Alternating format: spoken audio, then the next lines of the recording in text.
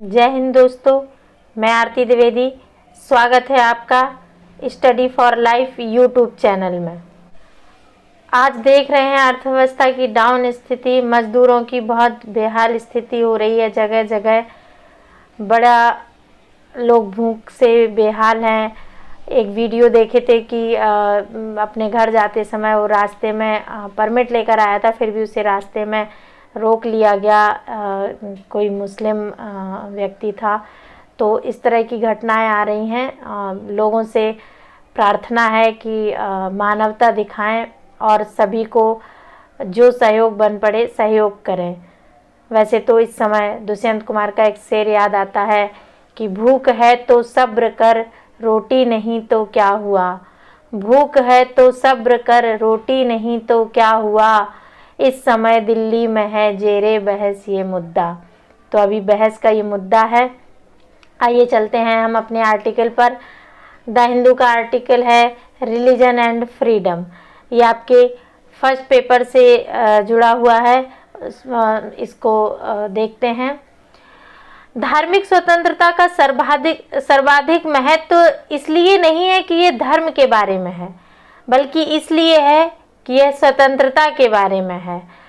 USCIRF की एक report आई जिसमें धार्मिक अल्पसंख्यकों की स्थिति पर भारत को विशेष चिंता के देशों में शामिल किया गया। भारत खुद को बहुधार्मिक लोकतंत्र के रूप में और कानून के शासन के वैश्विक मानदंडों के पालन के रूप में विज्ञापित करता है। यह वैश्विक नियम बनाने की मेज पर होने की भी इच्छा रखता है।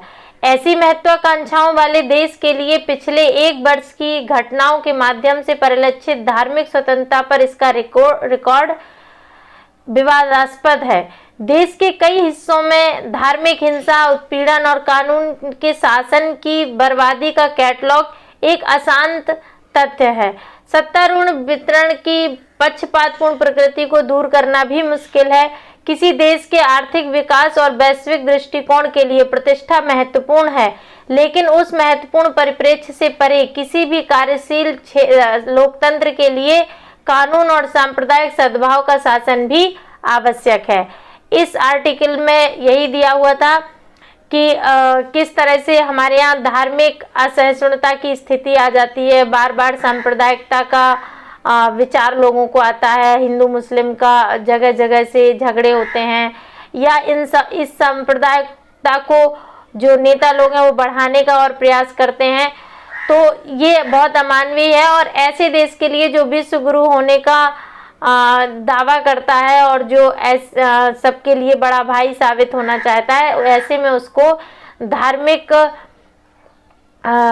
जो सहिष्णुता है वो अपनानी चाहिए और पंथ निरपेक्षता जो हमारे संविधान का विशेष मूल है उसको ध्यान रखना चाहिए। अगला आर्टिकल है plasma therapy is no silver bullet.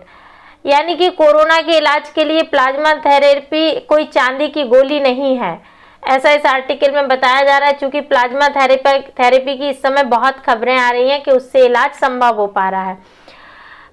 Actually में प्लाज्मा क्या है, तो ब्लड में कई तरह के तत्व पाए जाते हैं, जैसे RBC है, प्लेटलेट्स है, WBC है, प्लाज्मा है। RBC हमारे ब्लड में 41% होता है, WBC 4% होता है और प्लेटलेट्स 0.1% तथा प्लाज्मा 55% होता है। यानी कि हमारे ब्लड में सर्वाधिक मात्रा प्लाज्मा की ही होती है। और मूलतः प्लाज्मा में क्या होता है, तो प्लाज्मा में स्वयं तो 90% तक वाटर होता है, पानी होता है। फिर भी ये हमारे लिए बहुत महत्वपूर्ण हमारे शरीर का तत्व होता है। एक्चुअली में इसका फंक्शन क्या है कि ये न्यू सेल्स, प्रोटीन्स, एंजाइम्स, इन सभी को ऐसी जगह पहुंचाते हैं जैसे हमारे हाथ में कहीं चोट लग गई या पैर में चोट लगी है या फिर हमारा कोई भी अंग क्षतिग्रस्त हो जाता है, तो वहाँ पे ये न्यू सेल्स, न्यू एंजाइम्स वगैरह पहुंचा के उनको उस क्षति से उबारने का प्रयास करते हैं। वायरस के आक्रमण के समय भी ये एंटीबॉडीज तैयार करने में मदद करता है। प्लाज्मा थेरेपी क्या है? प्लाज्मा थेरेपी एक्चुअली में क्या है कि जो व्यक्ति जिसको वायरस हुआ था, कोरोना वायरस जैसे किसी को हुआ, उसका इलाज हुआ, इलाज होने के बाद वो रिकवर हो गया और उसके शरीर ने जो एंटीबॉडीज बनाई उसका सैंपल लेके एक ऐसे व्यक्ति के लिए जिसकी इम्यूनिटी पावर कमज़ोर है और वो एंटीबॉडीज़ उतना मजबूत से नहीं बना पा रहा है, तो उसकी एंटीबॉडीज़ को उसके शरीर में इस्तेमाल करके उसे रोग से लड़ने की क्षमता प्रदान करना है। दावा किया जा रहा है कि यह प्रयोग सफल रहा है, परंतु कुछ लोग इसमें संदेह भी जता रहे हैं कि पता नहीं ये पूरी तरह सफल हुआ भी है या नहीं, तो इसे ध्यान देना चाहिए।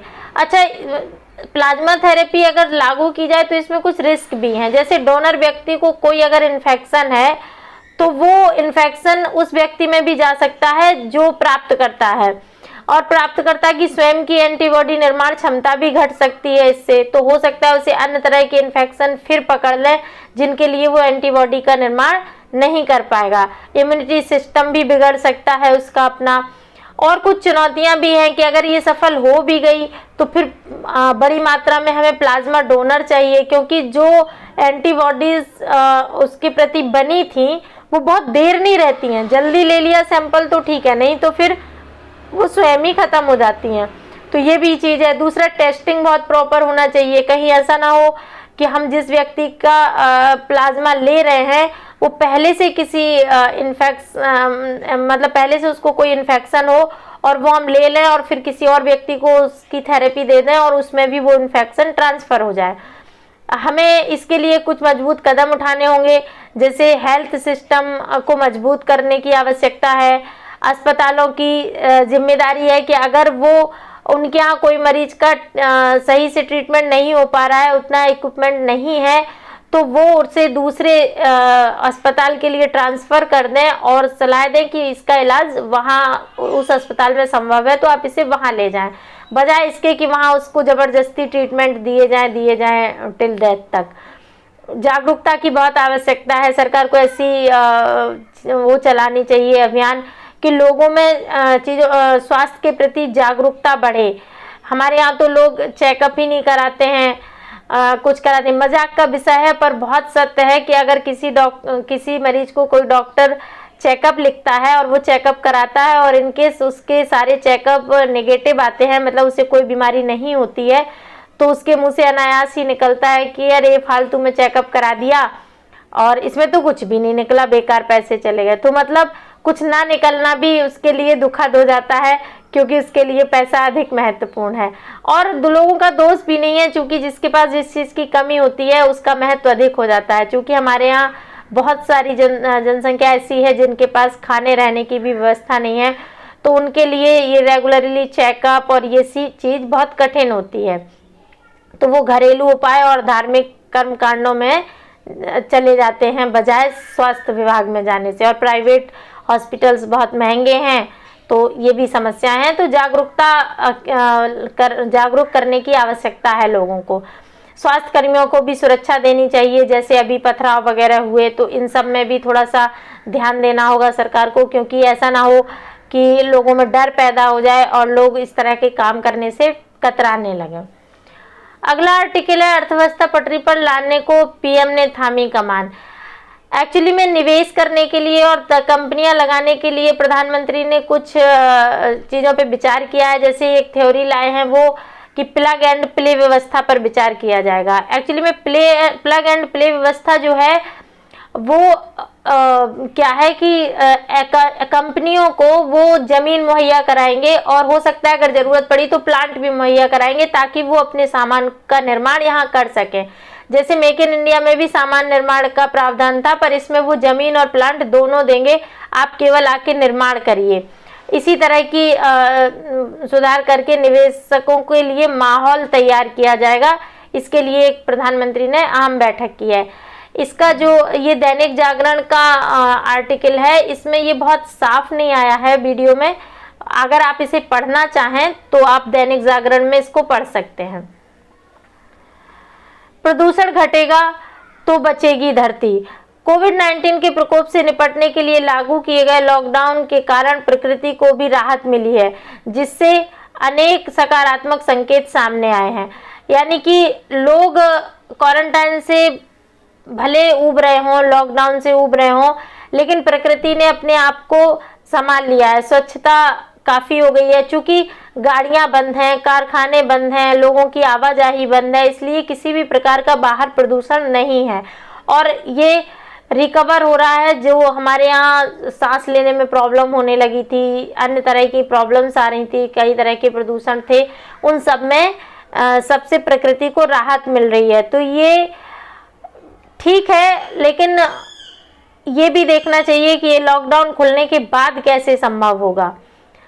तो हमें आगे मुहिम चलानी होगी, हमें आगे ध्यान रखना होगा कि हम कम से कम प्रदूषण करें, मतलब कोशिश करें कि हम अपनी भी जिम्मेदारी समझें। अगला आर्टिकल है प्रवासियों से प्राप्त आमदनी पर प्रभाव।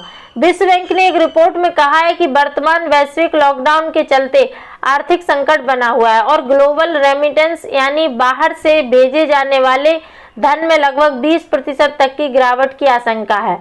प्रवासी मजदूरों के रोजगार और मजदूरी या वेतन में तेज गिरावट से ऐसा हुआ है। अल्प और मध्यम आय वाले देशों में से 19.7% तक की गिरावट यानी 445 बिलियन डॉलर तक की ही प्राप्ति की संभावना है। इसका व्यापक असर भारत में भी परिलक्षित होगा। यानी कि जो विदेशों में हमारे यहाँ के मजदूर वर्ग थे या जो कुशल श्रमिक थे या जो और अन्य जॉब में लोग थे जो यहाँ पे भारत में अपनी आय भेजते थे, वो वहाँ पे वो जॉबलेस हो गए हैं, उनको बहुत सारी तरह की परेशानियां हो रही है और उनके पास भी धन सीमित हो गया है। तो वो अब यहाँ पे भेजेंगे या स्वयं का खर्चा चलाएंगे, तो उनका जो यहाँ मनी आता था वो घट जाएगा। तो इस तरह ये भारत पर विदेशी मुद्रा के लिए बहुत असर डालेगा। दोस्तों, आज अंतर्राष्ट्रीय श्रम दिवस है, जिसे मई दिवस के रूप में भी जाना जाता है। यह 1 मई को दुनिया भर में अंतर्राष्ट्रीय श्रम संघों को बढ़ावा देने और प्रोत्साहित करने के लिए मनाया जाता है। तो ये आपके पीटी के लिए इम्पोर्टेंट था। तो ये थे आज के जरूरी आर्टिकल्स जो आपकी परीक्षा के लिए लाभदायक होंगे। आशा है आपको वीडियो पसंद आएगा। अगर आपको ये पसंद आए तो इसे लाइक करें, शेयर करें, सब्सक्राइब करें और बेल आइकन दबाना ना भूलें। धन्यवाद।